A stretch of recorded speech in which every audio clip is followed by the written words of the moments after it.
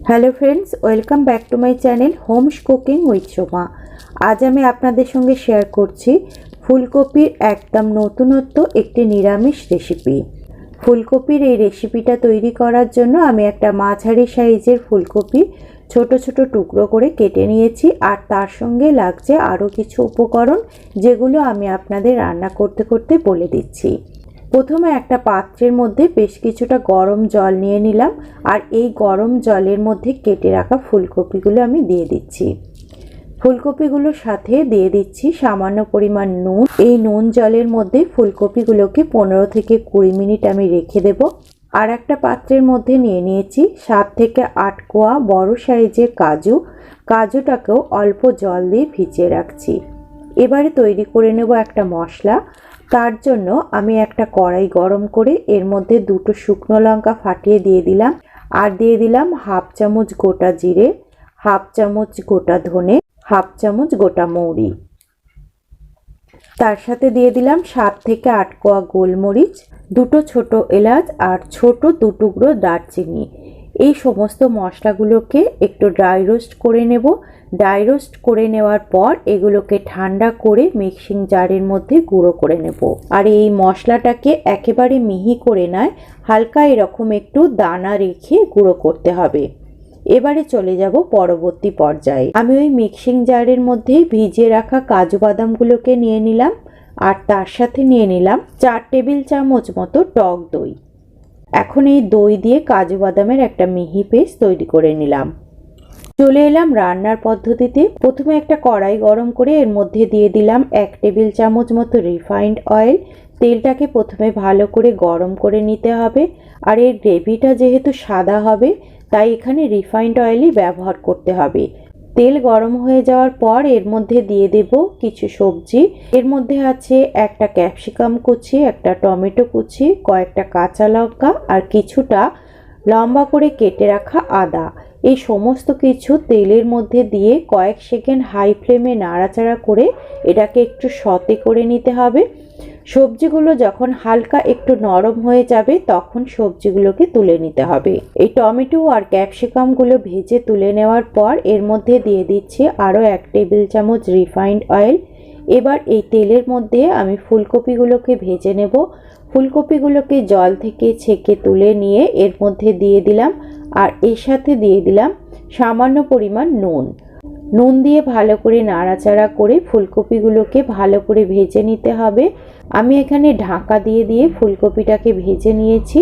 ফুলকপিটাকে এমনভাবে ভেজে নিয়েছি যাতে ফুলকপিটা প্রায় 90% মতো সেদ্ধ হয়ে গেছে। আর ভাজার সময় যদি একটু অসুবিধা হয় তাহলে অল্প পরিমাণে জলের ছিটে দিয়ে ঢাকা দিয়ে ফুলকপিটাকে এইভাবে ভেজে নিতে হবে। ফুলকপি ভাজা তুলে নিয়ে এর মধ্যে আরও 1 চামচ মতো রিফাইন্ড অয়েল দিয়ে দিলাম, আর তার মধ্যে দিয়ে দিলাম 2 টুকরো তেজপাতা, 2টো কাঁচা লঙ্কা আর সামান্য পরিমাণ জিরে। এখানে নিয়ে নিয়েছি হাফ জয়িত্রী। জয়িত্রীর পাপড়িটাকে হাত দিয়ে এইভাবে একটু ভেঙে ফোড়নে দিয়ে দিলাম, আর সেগুলোকে বেশ ভালো করে নাড়াচাড়া করে ভেজে নিলাম। ফোড়ন ভাজা হয়ে যাওয়ার পর এর মধ্যে দিয়ে দিতে হবে 1 চামচ মতো আদা বাটা। আদা বাটাটাকে বেশ কিছুক্ষণ নাড়াচাড়া করে নেব যাতে এর কাঁচা গন্ধটা চলে যায়। আদা বাটা ভাজা হয়ে যাওয়ার পর এর মধ্যে দিয়ে দিলাম তৈরি করে রাখা দই আর কাজু বাদামের পেস্টটা। এই সময় গ্যাসের ফ্লেমটাকে হালকা একটু লোতে রেখে মশলাটাকে দিয়ে দিতে হবে। তারপর এটাকে নাড়াচাড়া করে নিয়ে এর মধ্যে দিয়ে দিলাম বাটি ধোয়া কিছুটা পরিমাণে জল, আর জলটা দিয়ে দেওয়ার পর নাড়াচাড়া করে মশলাটাকে বেশ কিছুক্ষণ সময় ধরে লো ফ্লেমে রেখেই কষে নেব। জলের পরিমাণটা অল্প একটু কমে এলে এর মধ্যে দিয়ে দিচ্ছি 2 চামচ মতো তৈরি করে রাখা মশলা, আর দিয়ে দিলাম স্বাদ অনুযায়ী নুন। আর টেস্টটাকে ব্যালেন্স করার জন্য অল্প পরিমাণে একটু চিনির ব্যবহার এখানে করতে হবে। ব্যাস, সব কিছু বেশ ভালো করে মিশিয়ে দিতে হবে, আর তেল ছাড়া পর্যন্ত অপেক্ষা করতে হবে। হালকা ওপরে একটু তেল উঠে এলে এর মধ্যে দিয়ে দিলাম ভেজে রাখা ফুলকপিগুলো। ফুলকপির সঙ্গে এগুলোকে বেশ ভালো করে মিশিয়ে দিলাম, আর এই সময় গ্যাসের ফ্লেমটাকে আমি লোতে রেখেই সমস্ত কিছু ভালো করে কষে নিচ্ছি।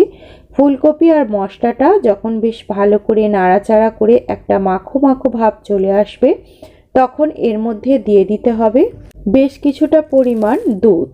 তবে আমি এখানে 1 বাটির মধ্যে হাফ বাটি নিয়ে নিয়েছি দুধ আর হাফ বাটি নিয়ে নিয়েছি জল। দুধ আর এই জলের মিশ্রণটা আমি এর মধ্যে দিয়ে দিলাম, আর তার সাথে দিয়ে দিয়েছিলাম হাফ চামচ মতো ময়দা। ময়দা যদি দুধের মধ্যে গুলে দেন তাহলে দুধটা কেটে যাওয়ার আর কোনো রকম ভয় থাকে না। দুধটাকে ভালো করে মিশিয়ে দেওয়ার পর হাফ চামচ মতো কসুরি মেথি নিয়ে এর মধ্যে দিয়ে দিলাম। তারপর বেশ কিছুক্ষণ ঢাকা দিয়ে নাড়াচাড়া করে এটাকে কুক করে নিলাম। ফুলকপি যখন ভালোভাবে সেদ্ধ হয়ে যাবে আর গ্রেভি থেকে তেল ছাড়তে আরম্ভ করলো, তখন এর মধ্যে দিয়ে দিলাম ভেজে রাখা সবজিগুলোকে, আর দিয়ে দিলাম বেশ কিছুটা পরিমাণ ধনেপাতা কুচি, আর ওপর থেকে দিয়ে দিচ্ছি 1/4 চামচ মতো ঘি। ব্যাস, এই সমস্ত উপকরণগুলোকে বেশ ভালো করে মিশিয়ে নিচ্ছি। আজকের রেসিপি যদি আপনাদের ভালো লেগে থাকে তাহলে অনুরোধ রইল ভিডিওটিকে একটি লাইক করে চ্যানেলটিকে সাবস্ক্রাইব করার জন্য। তারপর গ্যাসের ফ্লেমটাকে একেবারে লোতে রেখে মিনিট 2 কুক করে নিলেই তৈরি হয়ে গেল দারুণ সুস্বাদুকর একটি নিরামিষ ফুলকপির রেসিপি। এটা আপনারা লুচি, পরোটা বা যে কোনো ধরনের রাইসের সঙ্গে নিরামিষ দিনে পরিবেশন করতে পারবেন। আজ তাহলে এই পর্যন্তই, দেখা হবে পরবর্তী রেসিপিতে। ধন্যবাদ।